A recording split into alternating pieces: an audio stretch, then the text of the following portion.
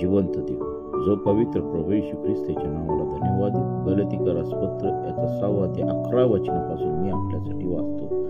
पहा, मी आपल्या हाताने केवढ्या मोठ्या अक्षरांनी तुम्हास लिहित आहे. जितके दैहिक गोष्टींचा डौल मिरू पाहतात, तितके ख्रिस्ताच्या वधस्तंभामुळे स्वतःचा छळ होऊ नये म्हणूनच स्वतःला तुम्हाला सुनता करून घेण्यास भाग पाडतात.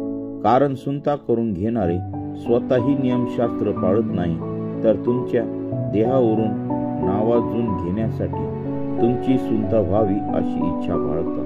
आपला प्रभू येशू ख्रिस्त ह्याच्या वधस्तंभाच्या अभिमानाशिवाय कशाचाही अभिमान बाळगणे माझ्या हातून न हो. त्याच्याद्वारे जग मला वधस्तंभावर खिळलेले आहे व मी जगाला वधस्तंभावर खिळलेला आहे. कारण सुनता होण्यास किंवा न होण्यात काही नाही, तर नवी उत्पत्ती हीच काय ती होय. जितके ह्या नियमाने वागतील तितक्यांवर व देवाच्या इस्रायलावर शांती व दया असो. ह्यापुढे कुणी मला त्रास न देऊ, कारण मी आपल्या शरीरावर येशूच्या खुणा धारण करून आहे. बंधुजनो, आपला प्रभू येशू ख्रिस्त ह्याची कृपा तुमच्या आत्म्याबरोबर असो. आमेन. वाचलेले वचन देव बाप्पा आशीर्वादित करो.